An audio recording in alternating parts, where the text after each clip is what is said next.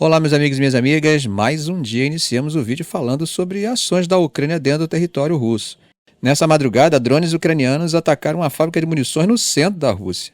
Isso foi confirmado por uma fonte do Serviço de Segurança da Ucrânia, o SBU. Dessa vez, o alvo foi a fábrica Aleksindsk, que fica na região de Tula, a cerca de 200 quilômetros ao sul de Moscou.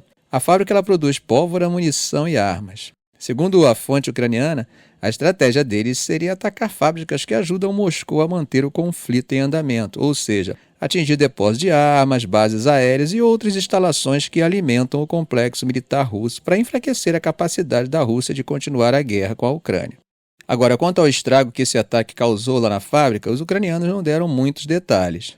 Por outro lado, o Ministério da Defesa russo já veio a público dizer que derrubou cerca de 50 drones ucranianos em 7 regiões diferentes durante a noite. Parece que o espaço aéreo por lá está bem movimentado, hein?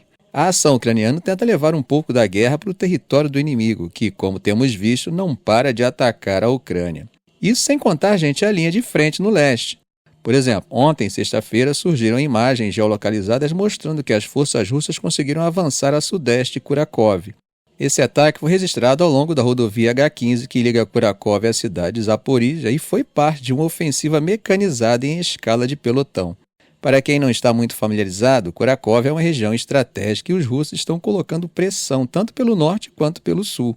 Segundo um porta-voz de uma brigada ucraniana que está operando nessa área, os ataques russos têm se intensificado mesmo com o clima se deteriorando. A guerra está prestes a completar 1000 dias e nesse momento as tropas russas estão avançando lentamente na região leste em Donetsk.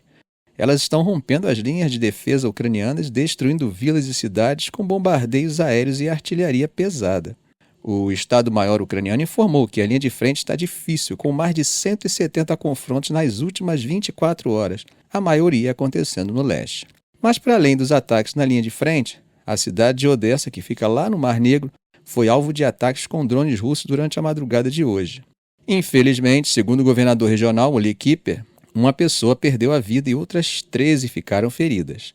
Segundo ele, vários prédios, casas, lojas e até dezenas de carros foram danificados. E essa já é a segunda noite seguida de ataques a Odessa com drones. Kiper usou o Telegram para contar que os ataques aconteceram tanto na cidade quanto nas áreas vizinhas. Agora, gente, falando do número desses ataques, a Força Aérea Ucraniana informou que a Rússia lançou nada menos que 51 drones, focando justamente em Odessa e arredores. Mas será que eles foram bem-sucedidos? Bom, segundo a Força Aérea, eles conseguiram derrubar 32 desses drones. Além disso, 18 deles foram, digamos, perdidos, né?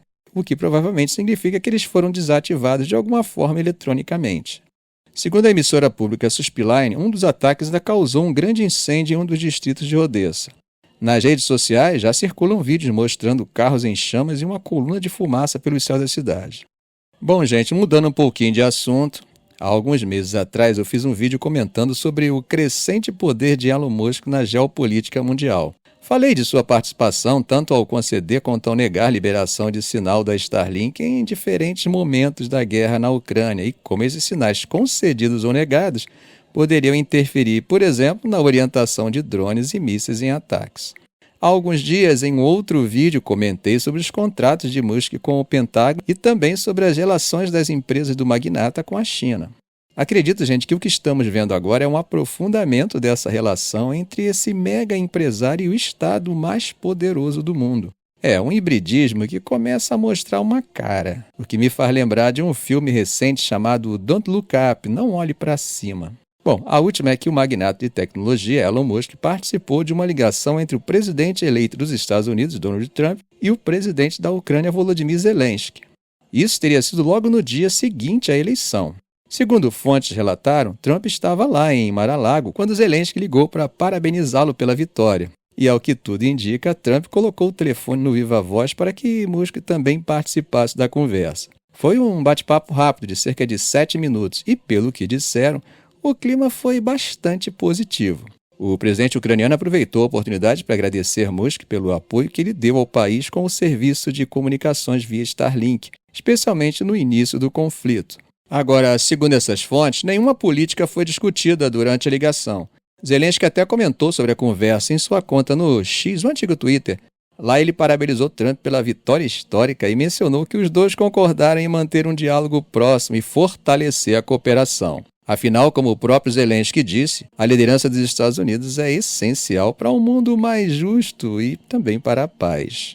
Bom, e onde Musk entra nisso tudo? Bom, ele foi um grande apoiador de Trump nessa eleição, investindo mais de 118 milhões de dólares na campanha de 2024. E como eu comentei, Musk tem contratos bilionários com o governo dos Estados Unidos, envolvendo desde a NASA até o Departamento de Defesa. Agora, sobre o papel da Starlink desde o início da guerra em 2022, o serviço de internet por satélite da SpaceX ajudou muito as forças ucranianas. Com ele, os soldados conseguiram compartilhar informações em tempo real no campo de batalha e se comunicar em áreas onde as redes de celular foram destruídas. Esse apoio, sem dúvida, foi importante nos primeiros momentos do conflito e os ucranianos ficaram muito gratos a Musk por isso. Mas nem tudo foi tranquilo nessa relação. Musk chegou a reclamar sobre os custos de manter o serviço funcionando na Ucrânia e houve relatos de que ele teria restringido o acesso a Starlink em algumas áreas, como a Crimeia, que foi anexada pela Rússia. Isso acabou gerando bastante tensão, a ponto de o Pentágono decidir em 2023 que iria bancar o custo do serviço. E aí, meus amigos, teve ainda um episódio bem polêmico. Segundo uma biografia de Musk escrita por Walter Isaacson, ele teria ordenado que seus engenheiros desligassem a rede Starlink perto da Crimeia em 2022 para impedir um ataque surpresa da Ucrânia à frota naval russa. Musk estaria com medo de uma retaliação nuclear da Rússia, já que ele andou conversando com altos funcionários russos que o convenceram de que o risco era real. Ele depois negou isso, dizendo que a Starlink nunca esteve ativa naquela área e que os ucranianos é que pediram em caráter de urgência para ativar o serviço. E para complicar mais um pouco, tem essa história sobre os contatos de Musk com líderes estrangeiros que não são exatamente amigos dos Estados Unidos.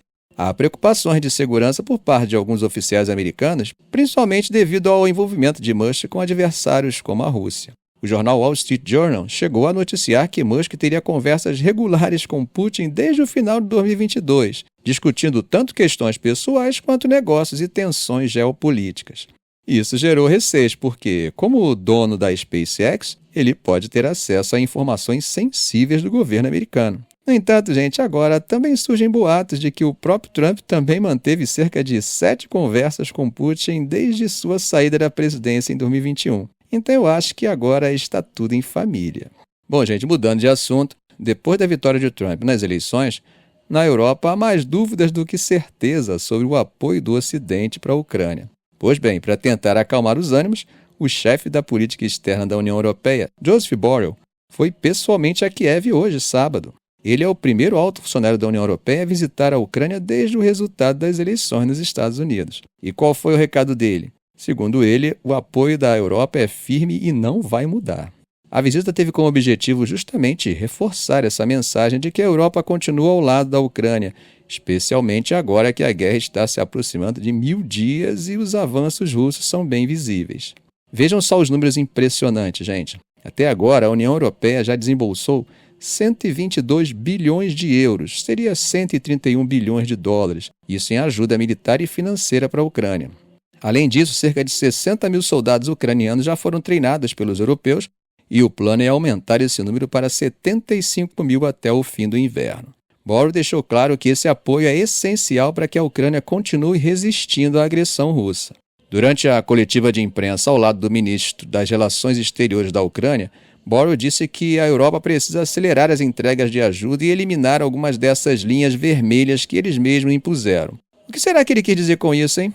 Claro que ele está apoiando a ideia de permitir que a Ucrânia faça ataques de longo alcance em alvos militares dentro da Rússia. Apesar dos Estados Unidos serem um dos principais aliados, Trump já deixou claro que ele não está exatamente satisfeito com a quantidade de ajuda que está sendo enviada para Kiev. O ministro das Relações Exteriores ucraniano, Andriy Sybiha, afirmou que seu país espera que os Estados Unidos continuem a liderar os esforços para alcançar uma paz justa. Inclusive, já está planejando uma possível reunião futura entre Zelensky e Trump, mas, por enquanto, sem muitos detalhes sobre o que pode sair disso. Borrell, que está prestes a deixar o cargo no próximo mês, também anunciou que os ministros da Defesa da União Europeia vão se reunir na próxima semana. O objetivo? Discutir como continuar apoiando a Ucrânia, tanto no campo militar quanto no diplomático. e reforçar a necessidade de aumentar essa ajuda num momento tão decisivo. Ficamos por aqui. Se esse vídeo foi útil a você, faça um comentário, compartilhe em suas redes sociais, dê um like. E é claro, se ainda não for inscrito, inscreva-se no canal e ative o sininho para não perder os próximos vídeos. Ok, gente? Um grande abraço do professor Arão Alves.